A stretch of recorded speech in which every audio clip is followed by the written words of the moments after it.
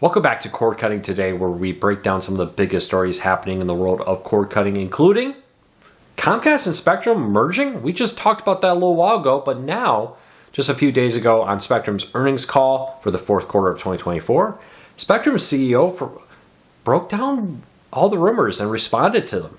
We'll tell you what was said and why it's so important.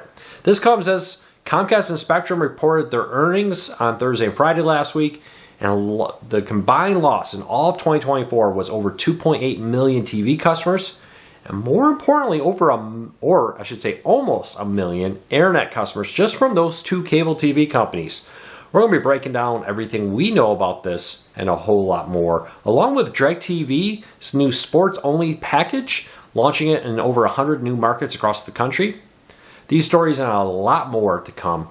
If you want to learn more about them, I'll put a link to each story I'm about to talk about in the show notes and in the first pinned comment so you can read them for yourself and come up with your own opinion. I'll love to hear from you.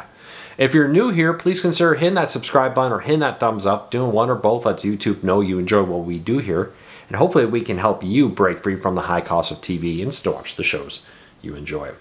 All right, let's dive into it. So, Spectrum reported its fourth quarter earnings. They weren't that great, let's just be honest. While yes, the loss of TV customers slowed, they're continuing to see the loss of internet customers continue to tick up as things like 5G home internet, fiber, and other internet options eat into their subscriber base. And this is very big for Spectrum, much more so than Comcast. Comcast has NBC Universal, theme parks, movie studios, cable networks it owns. And while Spectrum is slightly diversified, it does have some channels it runs for news, for example, and other things. It is much more heavily reliant on its internet and TV customers, along with phone customers, than is Comcast. This has raised a lot of talk about a potential merger. Remember, they're not necessarily direct competitors. They don't compete in the same markets entirely. Now, Spectrum has played around with the idea of offering 5G home internet service in competing markets like where, let's say, it comes up to a town but doesn't enter that town and Comcast is in that town, maybe it offers 5G home internet in that town. So far, that really has not become a reality, but they have started to play around with ideas. This has raised a lot of questions. Why don't you just merge the two companies? You're losing millions of customers between the two of you. Why not merge into a single one? And what Spectrum CEO said, I'm going to paraphrase here real quick. You can read the full statement in the show notes in the story, but in short, we are not focused on merger and acquisitions to grow the company. They're looking at organic growth.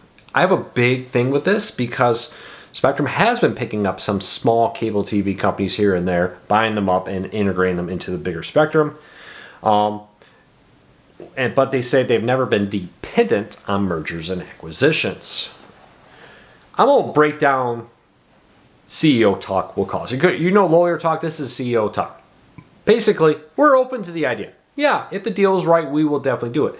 Is that our main focus? Are we saying that, hey, we need this Comcast merger to become successful? No, I don't think that's what they're trying to say. I think what they're saying here is, if Comcast and Spectrum worked out a good deal and it was beneficial to us, we would do it. We're already seeing Spectrum and Comcast do some joint ventures related to streaming with the Xumo streaming service and platform with that, the device that they've been both using and other companies have been starting using as a streaming player. But for now, it's not necessarily a main focus. I predict if they're not able to turn around these subscriber losses, especially on the internet side, a potential merger will become more and more likely in the years to come. Keep a close eye on this. I will, because Spectrum reported losing 1.2 million TV customers and 508,000 internet customers last year, as Comcast lost over 1.5 million TV customers and 400,000 internet customers last year. We'll watch it very, very closely. Next up, DirecTV's new sports-only streaming package. Now, this is available initially only in a few markets like Chicago, St. Louis, and others. Is now available in over 100 markets with let's be honest, most people now able to get this from places like Charlotte, North Carolina, Portland, Indianapolis, Pittsburgh, San Antonio, smaller mid-sized markets out there like Jacksonville, Milwaukee, Cincinnati, Columbus, Ohio, Austin, Texas, Kansas City, Missouri, and other markets are now available. Full list of all the markets in the show notes. Raymond did a great job breaking that down. This is a growing trend of companies offering sports-only packages. Joining Comcast has one, DirecTV has one, and there's rumors other TV companies are working on new, smaller packages. Also, we'll let you know if you want to find out more about this sports-only package and see if it's available in your area. Check out the show notes down below. All right, you ready to feel a little bit old? 76 years ago, late last week, the very first soap opera ever aired. Now, These Are My Children. It was a very short-lived series, only lasting a few months. It premiered in January 31st, 1949, and it was surprisingly successful to the point that many broadcast TV companies said, maybe there is a need for a daytime serialized show. To be honest, mostly targeting women is what a lot of these were targeted to at the time and still are, that could be successful. And that led to this day, soap operas. Now, increasingly, these have not been as successful in the 2000s, 2010s, and so on. Some of them, for example, NBC moved over to Peacock, but they're still around. Even though daytime talk shows, game shows, and the like have more taken over, they're cheaper to produce, easier to do, and requires less work. But soap operas became a mainstay of TV viewing 76 years ago last week. All right, I did a story over the weekend about the future of TV as all these TV news, I should say, as all these layoffs are happening. We had a big, not necessarily layoff, but exit. We've seen CNN lose Jim Acosta. Now Chuck Todd is leaving NBC News as the network overhauls its news area with that. It's very interesting to see. Axiom reported that a long-term political analyst and former Meet the Press moderator is leaving. He stepped away from the anchor in 2023 and remained with the network until now. He's going to go off and do some of his own things, but it's a growing trend of companies shaking up the news, trying to find something that attracts customers. If you really want to hear more about this, if you click on my channel, a couple days ago I posted a video really diving deep in what's happening with the world of news. Sports is the number one thing that people still pay cable TV for. News is number two, live news. So what is happening? Why is it struggling? We'll break that all down in that video if you want to see it there. All right, next up, another nostalgic moment. The Wonder Years premiered also January 31st, 37 years ago. I think one of the main things that drove this show to be so successful is it was set in a period that, when I grew up, my parents watched this show because it was set in a period where they grew up in. I think that, there's something to be said. I think the reboot of the series failed trying to put it in the same period that the original was set in, rather than trying to set it in the maybe 80s or 90s, where people like you and I grew up in, and we could nostalgic over it, much like how Stranger Things, I think a big part of the reasons why that was so successful was the period they set it in, was the period that many people watching it grew up in and had a nostalgic feel for. So hopefully the Wonder Years will come back again, but this time in a 90s maybe, 80s, 90s feel, where it'll more line up with what people who are watching it actually grew up with. And last story up of the day, Comcast is improving its home internet.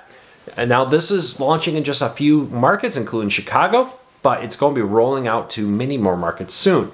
Comcast is improving what they call low-latency internet. And this is the latency from when you send a request to how quickly you get the data packet back.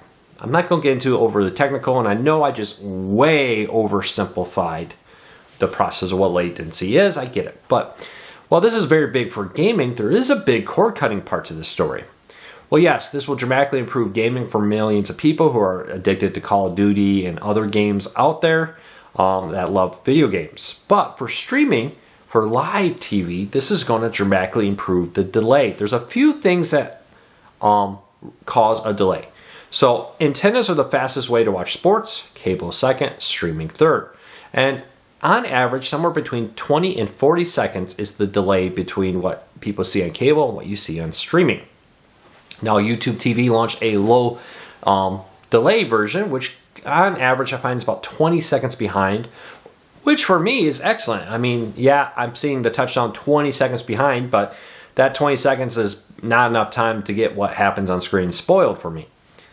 Now with this though, they could maybe cut that down to 10 or maybe even less sometime in the future.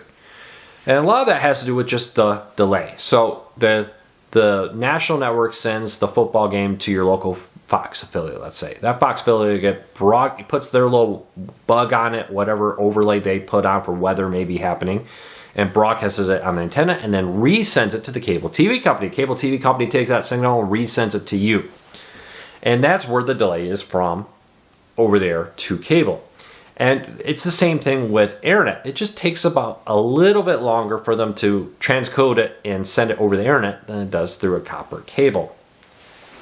Overall though, 20 seconds not bad, but they can get that down to 10 or even less of a delay through stuff like improved internet, improved servers, YouTube's effort to improve the servers and reduce delay for YouTube TV could be huge here for the future watching sports on television. We'll keep a close eye on this. They say this will be rolling out to more cities soon, and as that happens, we'll let you know as we hear of it. If you want to see all the cities that currently have this new low latency internet, I'll put a link to it in this story down below. Well, that's it for today. What do you think? Should Comcast and Spectrum merge? Are you signing up for some of these sports-only packages? Leave me a comment. Let me know. I'd love to hear from you. Until next time, take care. Be safe. I'll talk to you all again real soon.